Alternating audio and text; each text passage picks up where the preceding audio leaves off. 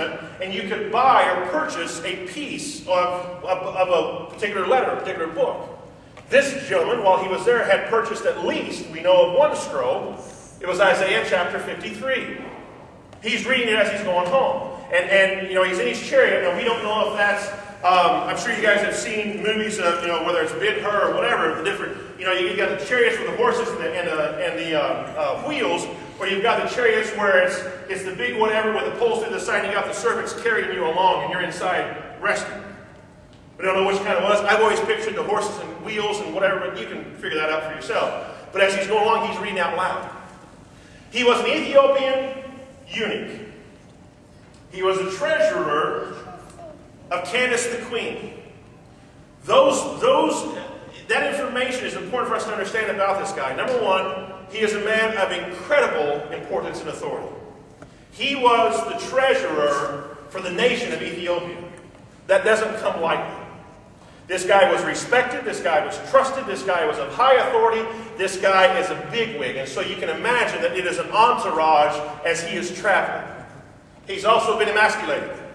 It was very common whenever queens were on the throne that all the guys close to her were taken care of. So they keep their mind on what they're supposed to keep their mind on. Whether that was treasurer or whatever else. So this guy is of incredible importance. And he has been to Jerusalem, been to worship, now going home. Philip is told by the Lord, I want you to get close, as he does. The guy's sitting in his chariot, reading out loud, and Philip comes along and he says, so, do you understand what you're reading? He says, I don't have a clue. And how could I unless someone tells me? And Philip says, well, as a matter of fact, I can. And he says, well, then climb on up here, let's get a beverage and let's talk.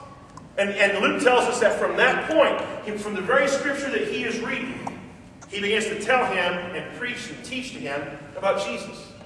So much so, and we don't know how much time elapses, an hour, maybe 2, maybe 3, we don't know. But as they're going along, while Luke does not tell us what Philip says to the eunuch, what he does tell us is that as they go along, the Ethiopian, as they come on, says, wait. Hey, we're coming to a river right now. Why can't I be baptized right now? And Philip says, let's do it. Stop the chariot. Both go in the water. Philip baptizes him. Philip then goes on to Azotus, which is a whole other story, which whether that was a supernatural event or not, we can talk about that another time. Philip goes on. The Ethiopian goes on. We're never really told what happens with this guy. There are all kinds of historical accounts, not biblical, historical accounts. This guy went back, started a church in Ethiopia. It was a thriving church that did all kinds of things. But after this guy converted to Christianity, all kinds of stuff happened there in the country of Ethiopia afterwards. That said, there's several things that we can identify, and there's so many lessons to learn, just simplistic things to see in this story of Philip and the Ethiopian.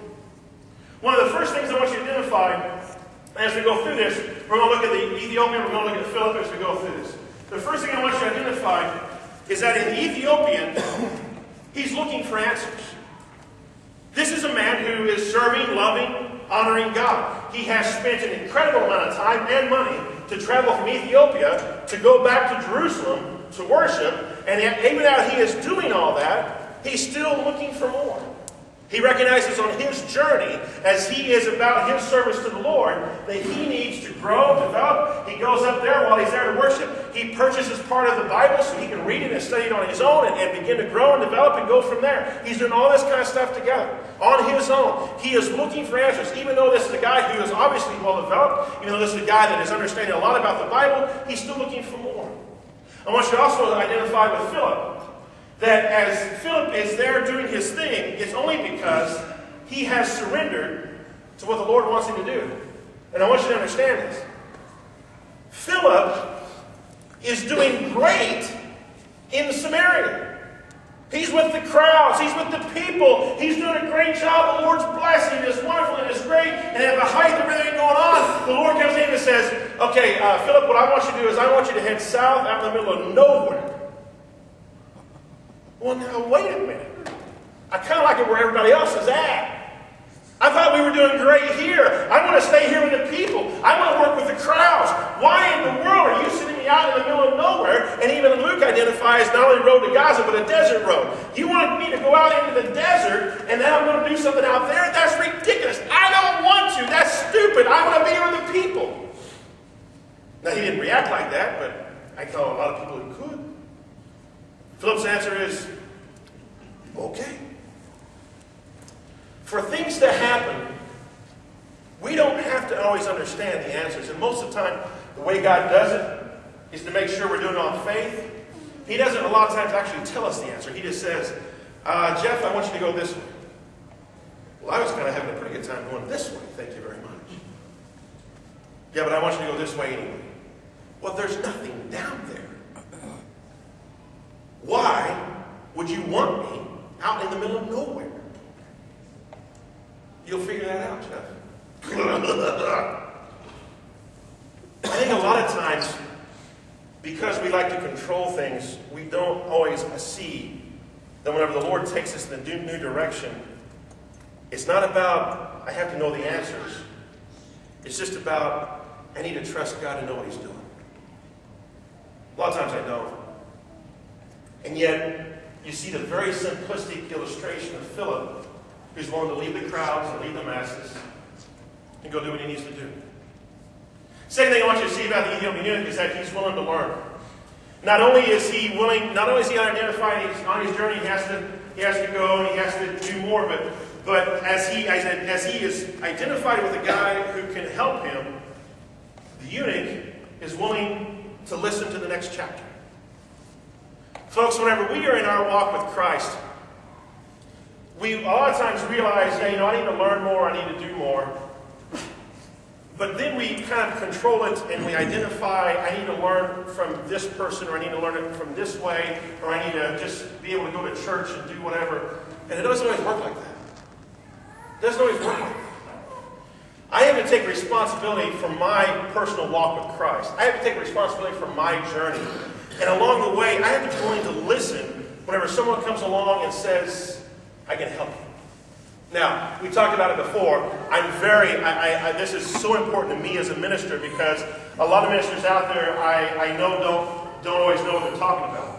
And I've listened to a lot of you as you are struggling in your personal journey, saying, man, I wish I knew stuff. I wish I knew more. I wish I had learned more. I wish I could know more. And I understand that. And yet at the same time, as we surrender to the Lord and as we grow in our walk with Christ, there's a responsibility that whenever we do have the opportunity to listen, we need to listen. Which then connects us with Philip. The thing that you see in Philip, as the Ethiopian eunuch is reading, Philip, we're told, starts with where the Ethiopian is at with Isaiah 53, and then begins to bridge the gap from where he's at to where Christ wants him to be. Philip doesn't try to control it. Philip listens to where the guy's at, and then he starts building from there. I remember years and years ago listening to a speaker. He was, and still is, minister in Phoenix. And he was talking about his church and going on and stuff happening with the church. And he said, I had a couple that came to me and said, his name was Don Wilson. He said, Don, we want to start a Bible study in our neighborhood. But we don't know how to teach. We don't know how to do all that. We don't want to screw it up. So we want to know if we start the Bible study, if you'll come and teach it. And he said, if you start a Bible study in your neighborhood of people who are non-Christians, and you take that initiative, whatever I got to do to clear my calendar, I will be there to teach. He said, just let me know. So he said they came back in a month and they said, okay, we're ready. And he said, okay. Now, by the way, Don is a guy that is, I love the way he thinks. For example, he had encouraged his people to start Bible studies in the neighborhood and just go with it. But one of the other things he'd done is, like, for example, it's something I hope that I want us to get to this point, and I want us to identify this way of thinking. But Don had said, hey, we're going to go to the Y, and we're going to start a basketball league or a co-ed volleyball league or whatever. And he said to the church, he said, I want everybody to have a team. I want everybody that wants to do this to have a team. But there's only one requirement. If you have a team, you have to have at least half the people on your team people who do not know who Jesus Christ is and don't go to church.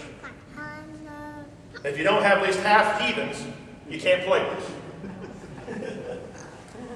And they went crazy. And most of the time churches have church leagues, and it's like, well, you got to have church people. He was going, no. I don't want church people. Let's go get the people who don't have a clue who Christ is, and let's play volleyball. They may not want to come to church, but you can get at least 6 people on a team who is willing to